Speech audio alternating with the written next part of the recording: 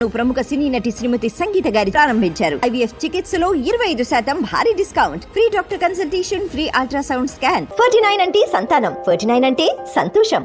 మూసీ ప్రక్షాళన కోసము సీఎం రేవంత్ రెడ్డి హైడ్రాని తీసుకొచ్చారు. హైడ్రా వల్ల ఎవరైతే చెరువుల దగ్గర ఆక్రమించుకున్నారో ఆ ఇంటిని కూలుస్తున్నారు హైడ్రా. ఇది నిర్ణయం కరెక్టేనా? ఎవరైనా బ్రతికేది, మనుషులు ఎందుకు బ్రతుకుతారు? 3 రీజన్స్: రోటీ, కపడా और మకాన్. కేసీఆర్ గారి ప్రభుత్వంలో తిండి, బట్ట, ఇల్లు, ఈ 3 మంచిగా ఉన్నాయి. రేవంత్ రెడ్డి వస్తే తినడానికి తిండి, రైతుల దగ్గర పంటలను నాశనం చేసేసిండు, రైతు బంధనీయకుండా అది కట్ చేసేసిండు.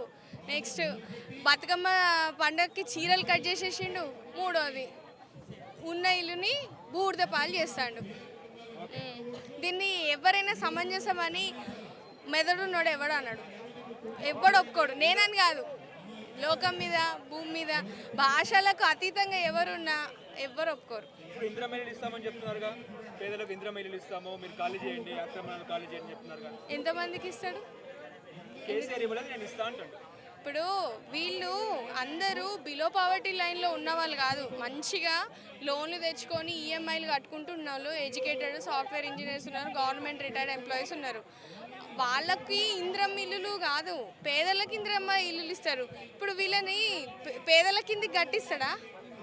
అది సమంజసమా? అది వాళ్ళదండి. అది ఆయన కమర్షియల్గా కట్టిండు. అది కమర్షియల్ వేరు.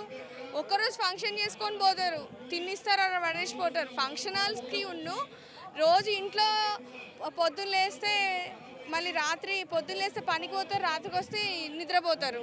అంటే గూడు నీడ లేకుండా వేస్తున్నట్టే కదా. గూడులే, అది చెట్టు కొమ్మలు ఇరగొడితే పక్షులు గూడు లేని పక్షులు అయిపోతాయి.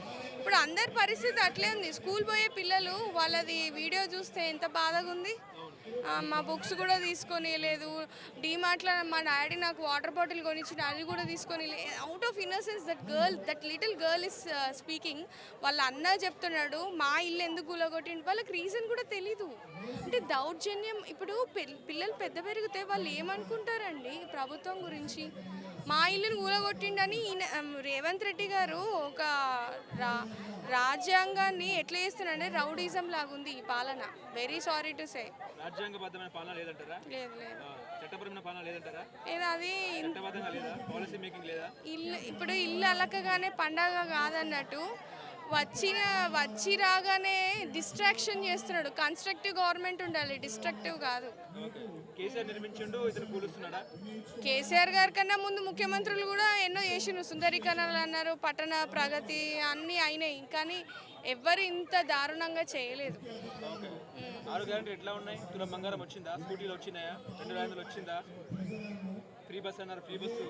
ఫ్రీ బస్ అయితే ఇస్తున్నారు. ఆ ఫ్రీ బస్ తప్ప ఇంకా వేరే మంచిగా ఇస్తే కనీసం లేడీస్ ఓట్లు వేసినందుకు వాళ్ళన్నా సంతోషపడతారు. రోజు శాపనార్థాలు తప్ప ఆయనకి ఎలాంటి బ్లెస్సింగ్స్ లేవు పాపం. వెరీ సారీ టు సే.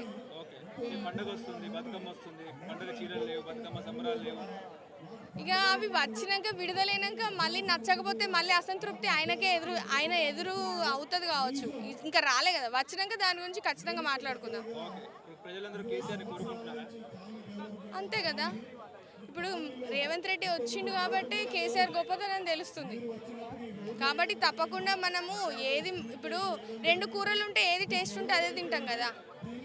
అట్లే కేసీఆర్ రేవంత్ రెడ్డిని కంపేర్ చేస్తే KCR was the best and is the best అని ఇప్పుడు అన్డౌటెడ్లీ తెలిసిపోతుంది. అన్డౌటెడ్లీ లేబర్ నుంచి ఎడ్యుకేటెడ్ వాళ్ళకు కూడా ఒక్కొక్కరు మేము 1 కోటి రూపాయలు పెట్టి ఇల్లు కట్టుకున్నాము, 70 లక్షలు అప్పు ఉంది, ఇక వచ్చి అన్నీ కూల్చేసి మమ్మల్ని కూడా చంపేయండి అని ఒక ఆయన అంటున్నారు చూడండి. అంటే ఎడ్యుకేటెడ్ పీపుల్ వాళ్ళదే గేవ్ అప్. వాళ్ళు అసలు చంపేసేయండి ఇక మమ్మల్ని, ఎందుకు మాకు ఈ జీవితం అని అంటున్నారు. అంత కోపం అని కాదు, ఆవేదన, ఆందోళన, ఆక్రందన, బాధ అండి. ఒక్కొక్క ఇటుక పెడితేనే ఇల్లు అవుతుంది. అట్లా ఎన్ని ఇటుకలు పేరిస్తే వాళ్ళ ఇల్లు అంటే ప్రొటెక్టివ్ సేఫ్. రక్తము చిందిస్తూ చెమట చిందిస్తూ కొడుకు విదేశాలకు పోయిండు అని అంటే ఆయనకు లోన్ పెట్టిండ్రు.